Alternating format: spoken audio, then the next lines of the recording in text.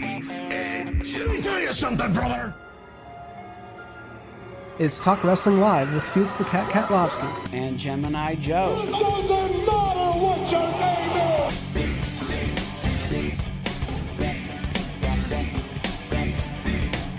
We heard rumbling. No. We heard rumors. Homicide. Conan. 5150 at LAX. Listen live on Mondays at 4 p.m. on NorthCoastUnderground.com. And follow us on Twitter at TWL 24/7.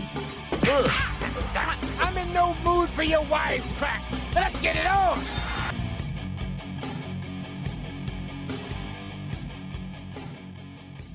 Hey everybody, we're back on Talk Wrestling Live. This is Felix the Cat Katlovski, joined by Gemini Joe, and you're listening to NorthCoastUnderground.com, where the underground starts with you. We're going to start with the Fear After Dark report, where we recap everything that happened last week on Impact Wrestling. Are you scared? It's time for Fear After Dark. This is fun and games. You just want to think. ¡Encelo! ¡Miedo! Fear was meant for the art of survival. I am the new beginning. We are for Ohio, because we are Ohio versus everything. I'm better than every single one in that locker room. Tessa Blanchard is undeniable. I'm not a man.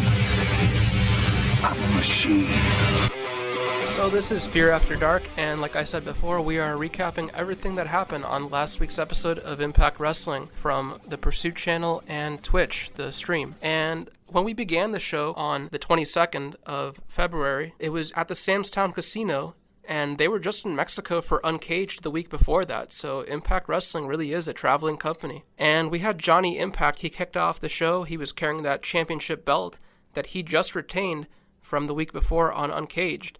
And Johnny Impact, he spoke about how he is a fighting champion. He always gave title shots because he knew what it was like to be on the other side when somebody else was champion and they were always like, oh, well, I'm not going to give you a title shot. But he mentioned that he shut 3 mouths up last week when he retained his championship belt, when he went on to talk about his next contender.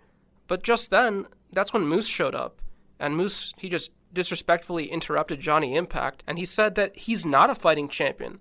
This is Moose talking about Johnny Impact right here. He's calling him a crybaby, and Moose called Johnny Impact the worst world champion. So Moose blamed Brian Cage and his own partner, Killer Kross, for why Moose didn't win. Now, it sounds to me like Moose is making excuses for everything he did wrong. I mean, he's not the champion, and he has to have an excuse for everything, and he's calling Johnny Impact a crybaby? Yeah. I mean, blaming his quote-unquote partner, Killer Kross. There was no partners in that match. It was 4 men, every man for himself, and the champion, you know, most experienced out of the 4 guys, the champion, Johnny Impact, came out on top. So Killer Kross, he started complaining about how hard it was for him to team with Moose and how hard it is to work with him in that tag team, like when they were tag teaming. And he made fun of his outfits. You remember all that silly outfits that Moose would wear? Yeah, thinking he was some kind of royalty or something. He also wore like something from Splatoon, like that thing that was like really colorful. I remember that one. Yeah. I think it was like a romper or something. That was ridiculous. But Moose, he reminisced on his days back in the NFL, and he said that he benched Killer Kross at Uncaged because Killer Kross, well, he just failed to get the job done twice before that. So that's why he went after Killer Kross right there, he's saying. And Johnny Impact came up with a nice scheme. He decided that he'd come up with a contender when Moose faces Killer Kross. And Johnny Impact is just a genius, sending these 2 guys who were just best friends and tag team partners a few weeks ago, and now they want to literally tear each other apart. So Johnny Impact can just swoop in like a vulture and pick up the pieces left behind because the contender will already be weakened because he's already has a match. He's got a lot to prove.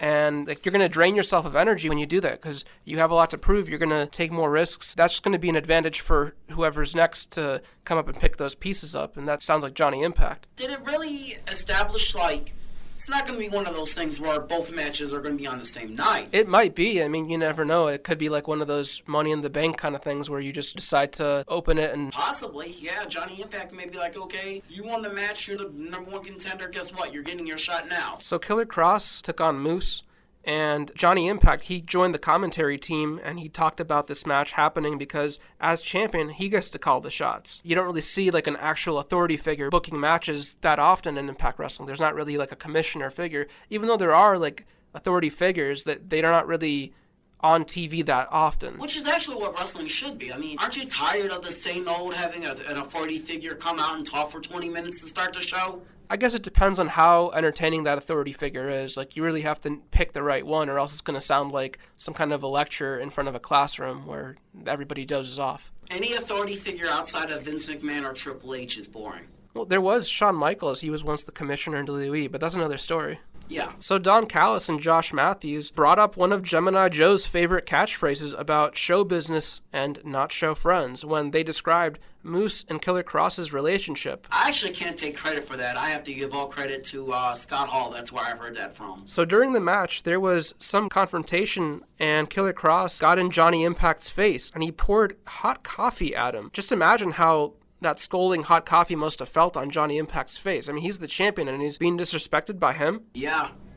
So Johnny Impact, he fought both Moose and Killer Kross, but then Brian Cage showed up. He fought Kross and Moose away. So Brian Cage and Impact, they were in the ring, and Don Callis suggested that maybe Brian Cage, he might want to be the next contender to go up against Johnny Impact. Yeah, because wasn't Brian Cage promised a one-on-one rematch for the Impact World Championship? I believe he was. And he never received it, so sounds like somebody who's claiming to be a fighting champion. Maybe he did get a match, but maybe he lost it, I think. They might have had a match where Moose and Killer Kross interfered, but still, they haven't had a one-on-one match where there was a decisive winner. Right. So Conan, he was out next. He hyped up Santana and Ortiz from LAX, and they were getting ready to make their way to the ring from backstage. But just after that, you had Brian Cage, who was sitting on his couch, still backstage, and Johnny Impact joins him, and he told him that he knows that he wants a title shot.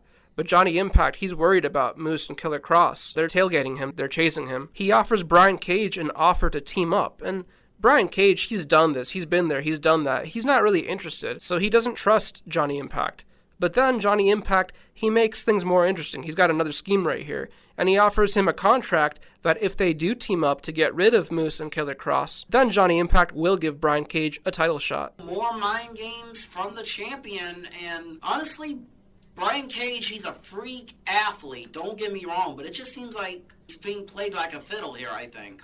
Johnny Impact's definitely worried about Moose and Killer Kross still chasing him. He should be worried about all three of them. So he figures, hey, if I can get Brian Cage to do my dirty work, team up with me, and get rid of Moose and Killer Kross from the title picture, then I only have Brian Cage to worry about, so yeah, why not? Makes sense. We also learned more about the April 4th United We Stand event from New Jersey. We know that's going to be exclusively on the Fight app, and we also already know that Sabu and RVD, Rob Van Dam, they will be teaming once again, this time against the Lucha Bros. That's going to be an incredible matchup. I'm interested to see what shape Sabu and Rob Van Dam is in. Now, we saw Sabu in AEW back in August for their Wrestle Rager event, and he didn't look that great, but that could have been just saving his best stuff for the big time. So we'll see. And then Rob Van Dam, he's somebody that could be like a big-time free agent, too. Yeah, and there were more matches that were announced as well, but we'll be talking about those matches during Lights Out. So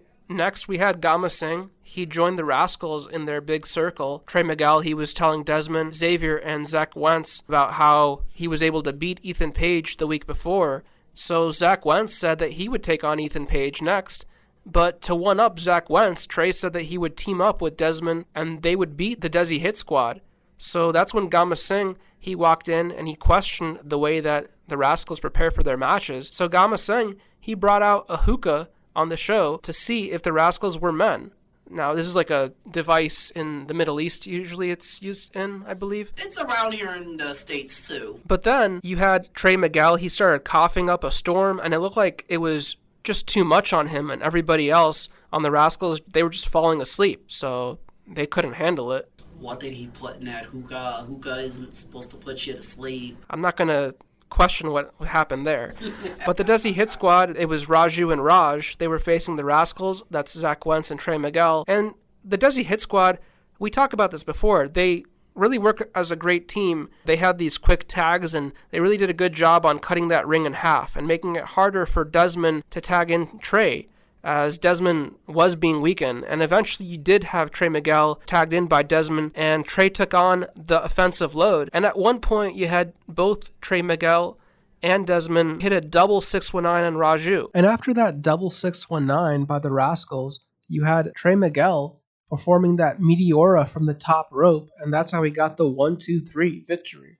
That was impressive. That was a nice move. So later we saw Eli Drake. He was backstage and he had a message for Eddie Edwards against sinning against Eli Drake.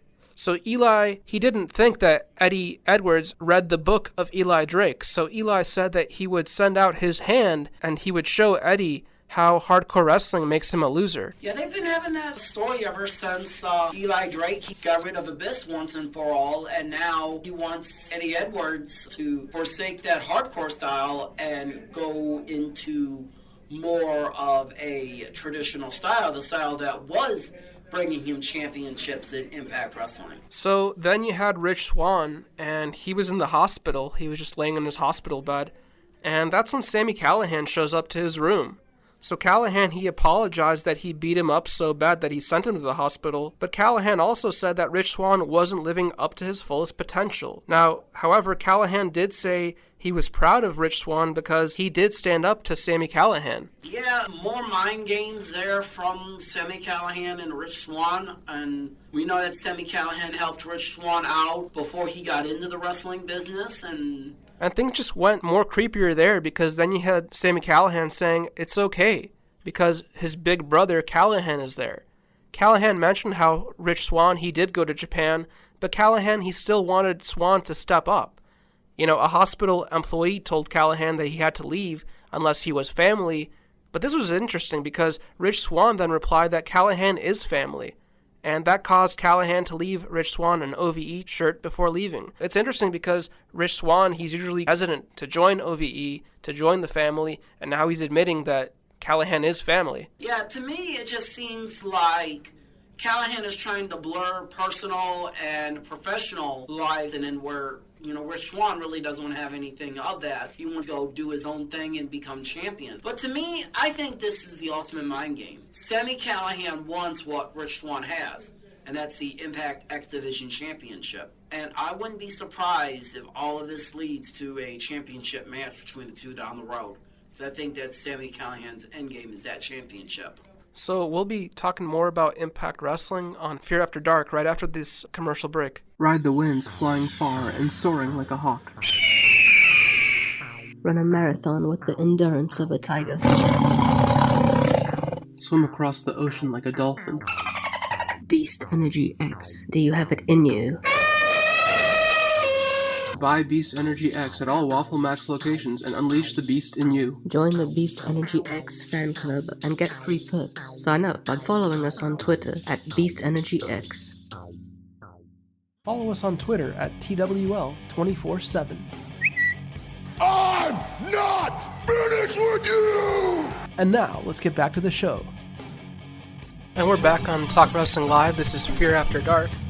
And we were just talking about that altercation between Sami Callihan and Rich. They were at the hospital and Sami Callihan joined him for some reason, and Callihan was the reason that Rich Swann was in the hospital in the first place. And it was strange because Rich Swann, he finally admitted that Callihan is family, and that's when Callihan gave Rich Swann that OVE t-shirt. More mind games there from Sami Callihan. So then we had time for Eli Drake versus Eddie Edwards. And this match was happening all because Eli Drake kept telling Eddie Edwards to stop bringing that kendo stick he named Kenny to his matches. So these two couldn't even coexist on Team Impact against Lucha Libre AAA at Uncaged. They pretty much got each other eliminated on the team. During that match, Eli Drake, he stopped and complimented Eddie on how they were having such a great match and telling him so he doesn't need a kendo stick. But Eddie gave Eli Drake a big chop, and at one point, Eddie could have just pinned Eli Drake, but he started arguing with the referee, or maybe he saw Kenny. Maybe he got that distracted look on his face, and he wasn't focused on the match. So Eli Drake, he was able to take control of that match and bring the action back to the ring. And later in that match, you had Eli Drake, he had a handprint from all those chops that Eddie Edwards delivered to his back.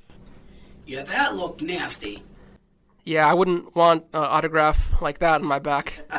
Or a paw print, or whatever you want to call it. Right. So Eddie Edwards, he found Kenny finally, and he brought it to the match, but he argued with the referee, or that's what it looked like. And Eli tried to use Kenny, even though Eddie brought that kendo stick to the ring in the first place. But Eddie, he just snuck a pin in on Eli Drake, and Eli didn't understand how he got beat. I mean, it was just like that. What happened? Yeah, one of those quick roll-up kind of things, catching Eli Drake off guard. So that's really funny because Eli Drake's always saying that Eddie Edwards looks like a loser using that kendo stick to his matches. It's what costs him, but it ended up having Eddie Edwards outsmarting Eli Drake, the last of a dying breed, he always calls himself. Right. So then we had an investigative reporter who spoke with Tessa Blanchard, and she wanted her rematch with Taya, but she also had a message for Gail Kim. So then we had Glenn Gilberti. He showed up for his first day on the job, and he was told where to go backstage by a backstage employee. Apparently, the instructions that they gave him, the directions, they were just too difficult for him because Disco Inferno, he doesn't know how to take directions. He got himself locked out of the building. He didn't know where to go. The guy was like, go left, go right, go left again after the water fountain, and he still didn't find the right way. He literally got himself locked out of the building. What a goofball. So then it was time for Delilah Doom versus Alicia Edwards, and Alicia, that's Eddie Edwards' wife. And Delilah, she reminds me of this sporty exercise video trainer. That's just the type of look that she has. And the match, it stayed clean until Tessa Blanchard showed up, and she attacked Alicia on the ramp. And then she came for Delilah Doom. But Delilah Doom, she showed some good offense with that Russian leg sweep standing up to Tessa Blanchard. But eventually, Tessa drilled Delilah Doom with that buzzsaw DDT. Yeah, and quick note on Delilah Doom. Last Saturday, she was celebrating her 5-year anniversary in the wrestling business. So kind of nice that she got some television time on Impact Wrestling, even if she did go down to the Diamond, Tessa Blanchard. And it's so interesting being able to see Delilah Doom now in Impact Wrestling because it wasn't that long ago where I was in Los Angeles and I got to see her at Bar Wrestling. So might have been where they recruited her. They might have saw her at Bar Wrestling and be like, you know what? Why don't you show up? We have a TV taping in Vegas. Why don't you show up and we'll put you on the show? Correct me if I'm wrong, if you know, but I think I might have seen her in Rise. I can't remember, but I think she was part of that seminar. It's a possibility. I'm not quite sure either, but yeah. But anyway, congrats to her for getting on TV, but you know, when you come against the Diamond, you're going to get destroyed. Well, you can say that again, but Delilah Doom, she has a lot of guts because she challenged Tessa Blanchard to a match on Impact this week, right after Tessa Blanchard attacked Delilah during her debut on Impact last week. Yeah, and the girl's got guts. Delilah Doom, I mean, if your last name of Doom, you need some guts. But I'll tell you, Tessa, she feels wrong that she is the uncrowned Impact Knockouts champion. I don't care what Tyra Valkyrie says. I don't care what Gail Kim says. I don't care what Don Callis says. Tessa Blanchard is the uncrowned Impact Knockouts champion. Case closed, period. So then we saw a promo for this new wrestler, Ace Austin. But then I guess it also said Brace Austin, so I don't know if they're going to make that into a stable or what. I know it's Ace Austin in the Independents. I think it might be Ace, but it might be something like Brace Yourself or Ace or something like that. I could see that. So then we saw James Mitchell, and he was with Sue Young, as well as Allie. But Rosemary showed up, and she came to take Allie back because Rosemary claims that Allie belongs to the Shadows, and that's kind of like Rosemary's own realm right there. So James Mitchell, he proposed a challenge for his team to go up against a team that Rosemary can assemble, and if Rosemary's team wins, then Rosemary can have Allie. But if Rosemary's team loses, then James Mitchell, well, he gets to add the demon assassin Rosemary to his collection. But it sounds like this won't be a regular match. I mean, they mentioned something called a Dark War, so something cryptic's going on with that. Yeah, this isn't going to be a traditional wrestling match at all. I think it's just going to be another one of those segments that they film, sort of like what happened with Allie at Bound for Glory. It was like a Bound for Glory when she went to the Dark Realm to rescue Kiera Hogan, but then in order to do that, she had to give her soul to James Mitchell, and then that's what led to James Mitchell possessing Allie's soul. Thus, him and Sue Young are basically controlling Allie. And honestly, I like this Dark Allie. I like this Dark Allie a lot more than the original clean-cut blonde Allie, if you ask me. Well, Allie definitely has a lot of characters. I mean, during her time in Smash Wrestling, she was also the Demon Slayer.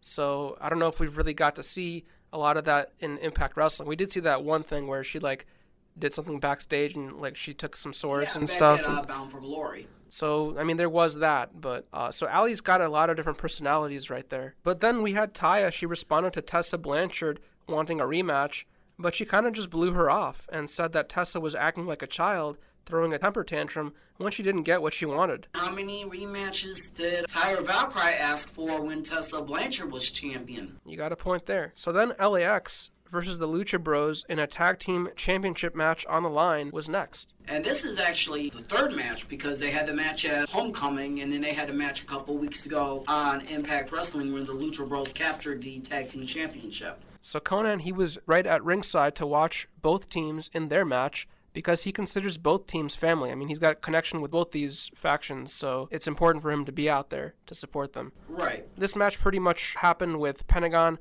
landing a pile driver on LAX, and it followed by a 3 count, and that's how the Lucha Bros, they won the match, and they even shook hands with Conan, but things seemed pretty tense. I mean, Santana and Ortiz, they refused to shake hands with Pentagon and Phoenix, so the Lucha Bros, they extended their hands disrespectfully into the faces of Santana and Ortiz, right in their faces, you're violating my personal space right there. And so Santana and Ortiz, they beat down the Lucha Bros and removed their masks, and they held up the Impact Tag Team Championship as Conan just watched, and the Lucha Bros, they tried to hide their faces. I mean, that's the ultimate insult in Lucha Libre, to have your masks removed. Right. So what started off as a friendly rivalry, not so friendly anymore.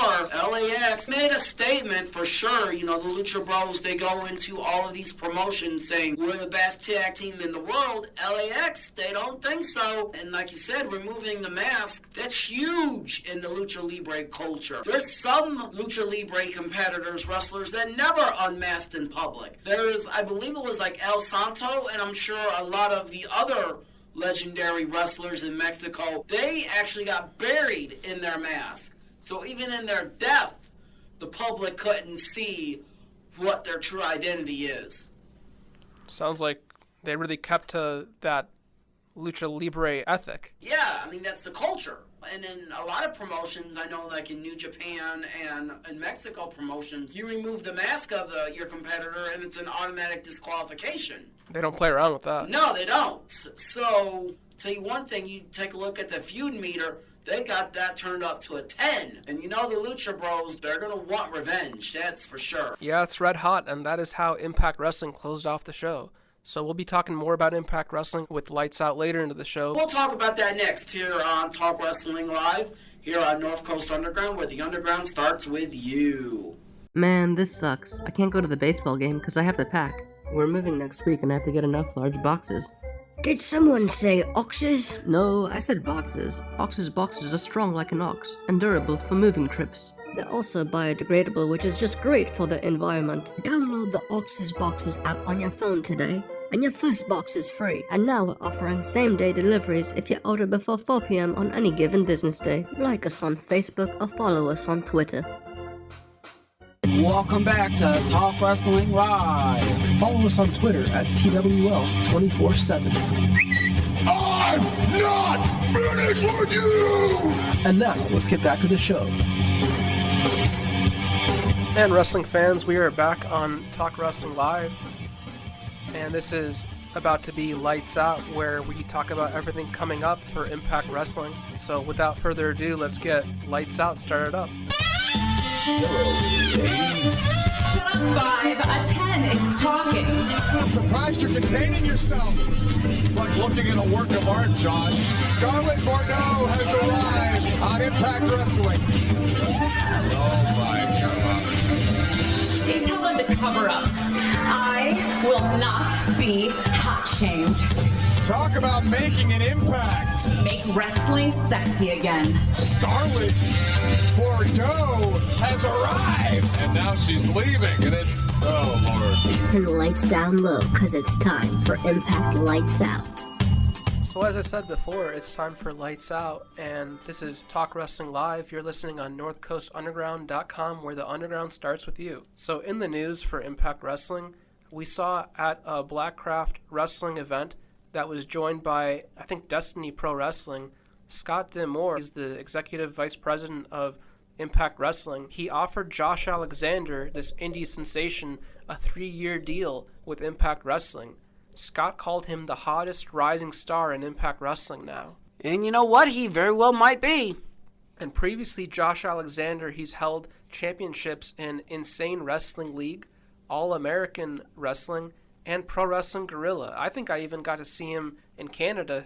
He worked in several promotions out there as well, like I think Championship Wrestling from Ontario. Yeah, and if he worked Pro Wrestling Guerrilla, that's got to be something good for him. And also, Sami Callihan, he signed a multi-year deal with Impact Wrestling, and Eddie Edwards, he signed a long-term deal with Impact Wrestling as well, and I hear there's more signings on the way. Yeah, and all that is good news for Impact Wrestling. If they're able to sign guys long-term, then that speaks a lot to the health of their company. Even Chris Jericho, he said on his podcast that Impact Wrestling has the money if they choose to spend it. He just, for whatever reason, decided not to take the 7-figure deal that Impact Wrestling had offered him.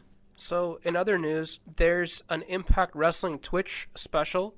It's called Opening Day. It's going to be happening on March 1st. That's this Friday from Dayton, Ohio at Rockstar Pro Wrestling. The show starts at 8 p.m., so it's just before that weekly show, which starts at 10 p.m. And so far, we know that some of the matches that are going to be taking place, it's Brian Cage facing local Ace Romeo. There's also a street fight where we'll see Sami Callihan take on Eddie Edwards. That's going to be a war. And then Ace Romero, I believe he had some MLW experience under his belt too. I know he's a really big guy. I think it's Ace Romeo. Yeah, well, still.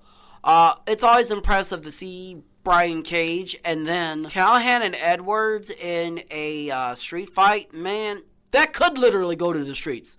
Who knows? They could fight to West Virginia. Well, they already have their own history. I mean, don't forget, it was Sami Callihan that made Eddie Edwards go crazy in the first place. Exactly. He even almost took out his eye with that baseball bat, I think it was. Yeah, so, I'm telling you one thing, man, these guys might be fighting over state lines. So, the matches for this week's Impact Wrestling for March 1st, it's going to be Johnny Impact and Brian Cage. They'll be taking on Killer Kross and Moose. These guys are going to be teaming up to get rid of Killer Kross and Moose from that world title picture because Johnny Impact, he's got a lot to be worried about as the champion. He's got to maintain that championship and keep that championship. Without getting rid of Moose and Killer Kross, he's got everybody on his head. Yeah. And Brian Cage doesn't want to help him just to help him. He's only doing it because Johnny Impact, he upped the ante. He offered him a contract that if he helps take care of them, that he will give Brian Cage a one-on-one title shot.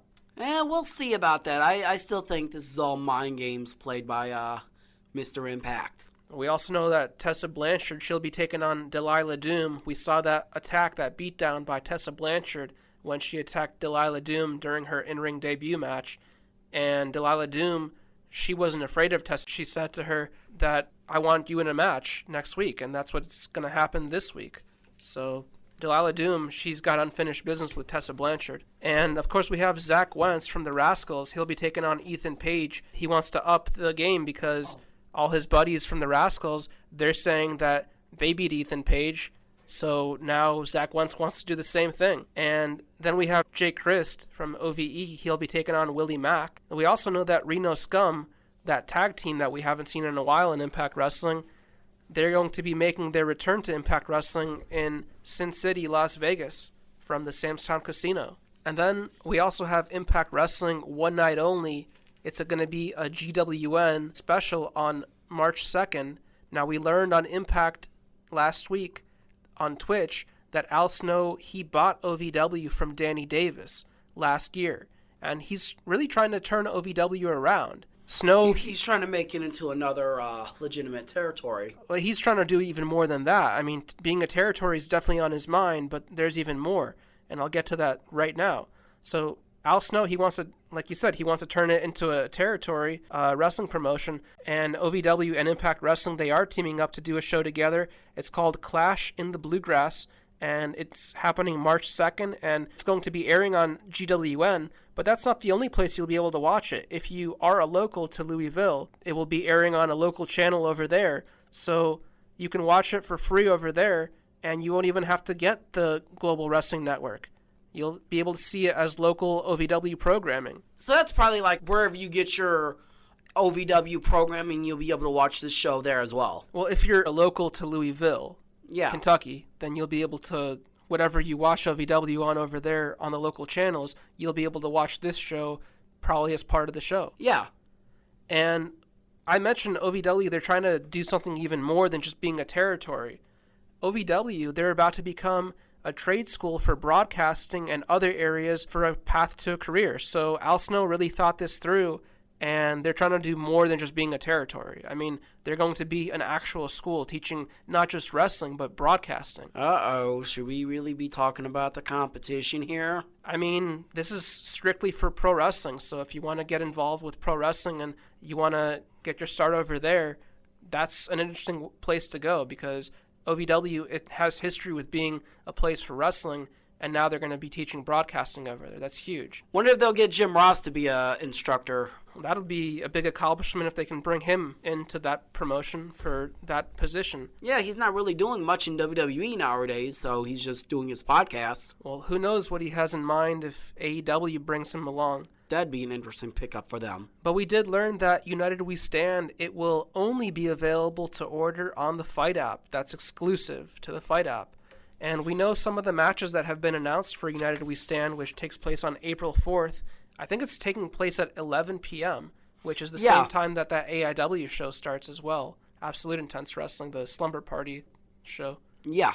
So the matches that we know so far are an Extreme Dream match. It's Rob Van Dam and Sabu teaming once again, this time against the Lucha Bros. We also know that Team Impact Wrestling, that's Brian Cage, Moose, and Eddie Edwards, as well as Johnny Impact, they'll be taking on Team Lucha Underground, which is Drago, Daga, Aerostar, and King Cuerno. We're also going to see an intergender match where Eli Drake will be taking on Tessa Blanchard, but I'm not sure if this match is going to happen because Eli Drake, he took to Twitter, and while he showed some respect to Tessa Blanchard, calling her likely the greatest female in wrestling today, he still refused to wrestle her in a one-on-one match. So maybe things will change into a mixed tag match. Who knows? I think that's just something to keep the story going.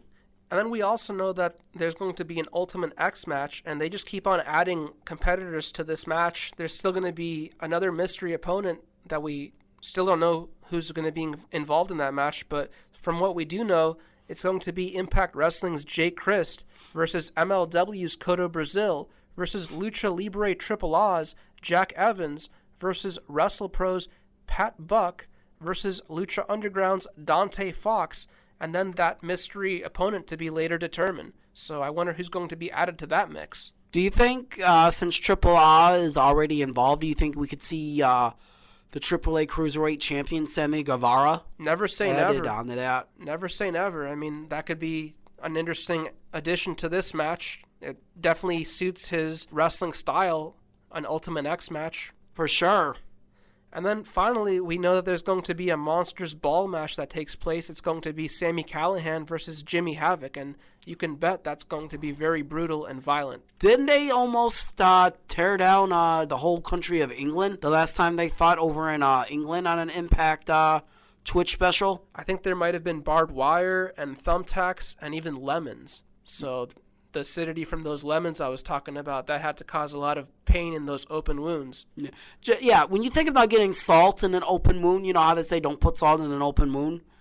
That's 10 times worse. Whoo-wee. I'll tell you one thing, Sami Callihan, he's getting up there. He's one of the best in the world, I think. And it's really, I think it's a great move by Impact Wrestling to give him a multi-year deal. That's right. They have to take care of their assets, and they have to keep those assets from getting signed to another promotion. So we're going to see more Impact Wrestling signings, more re-signings possibly. It's going to be interesting which new stars they bring into the promotion and which stars we're currently seeing that are kept longer. You got to talk about AEW Double or Nothing. They announced it just today. It is official. We will probably find out who is the greatest tag team in the world as it has been made official as the Young Bucks will take on the team of the Lucha Bros, Pentagon and Phoenix. And I've said this before, that match along with Chris Jericho and Kenny Omega, those two matches are worth the price of admission alone. Now, in addition, they did announce over the weekend they're going to be returning the over-budget Battle Royal. And we know that two of the competitors announced for that is Sonny Kiss, who is, of course, the openly gay professional wrestler AEW signed, and then Brandon Cutler, independent wrestler, friend of the Young Bucks. So more names will be announced for this Battle Royal, and I cannot wait. It's gonna be a lot of fun. Now, you mentioned the Young Bucks. Didn't you say they were involved in a beatdown on the Lucha Bros? Yeah, that's how this match was set up. Tell me about that. How did that happen? Well, it was last Saturday at an AEW show in Chicago where the Lucha Bros was defending the AEW Tag Team Championship against LAX. So towards the end of the match, the Young Bucks got involved, and then they ended up costing the Lucha Bros the tag team titles. And they challenged them to a match. The Lucha Bros accepted, and they got super kicked for their trouble. So there's already beef with the Lucha Bros and the Young Bucks already. Who knows if that spills into Impact Wrestling in a surprise, or if something happens with AEW. I mean, the Lucha Bros are booked for that show in May. Yeah. So anything can happen. Matt Jackson said, I know your schedule. So they're definitely teasing more interaction between the two teams. And yeah, they know their schedule. I mean, these wrestlers, they go on Twitter and they say, hey, here's my schedule. Any promoters interested in booking me? So, I mean, why would that be a surprise if they know their schedule? They market themselves that information to people to know that. Yeah, exactly. And you're talking about how big this Odeum show for AEW is going to be in May. Could you imagine the Young Bucks invading there, and they give us a little preview for Double or Nothing? Anything with the Young Bucks gets sold out in like minutes. Double or Nothing sold out in 4 minutes. 4 minutes! That is incredible. We haven't seen sellouts that quick since the Attitude Era. Hey, there's a guy on that card for United We Stand. His name's Pat Buck from WrestlePro. You don't think that guy's somewhat related to the Young Bucks? I don't know. We might have to look into that. There was all those Dudley boys that they had. There was Spike Dudley, and there was Bubba Ray and Brother Devon. And yeah. There were just so many Dudleys, I can't remember all of them. Yeah, there was I think Dances with Dudley and Dudley. Wasn't there a Dick Dudley also? Yeah, Big Dick Dudley. That's what he called himself, folks, so don't yell at us. Well, that about does it for Lights Out. All right, folks, that's been all. This has been another great episode on Talk Wrestling Live here on North Coast Underground. If you missed any of this episode, we will have our segments archived on SoundCloud later in the week. And don't forget to check out our past episodes on SoundCloud. For Felix the Cat, this is Gemini Joe. See you next week here on North Coast Underground, where the underground starts with you. You've been listening to Talk Wrestling Live. Listen live on Mondays at 4 p.m. on NorthCoastUnderground.com. And follow us on Twitter at TWL 24/7. Goodbye and good night, bad. Rest in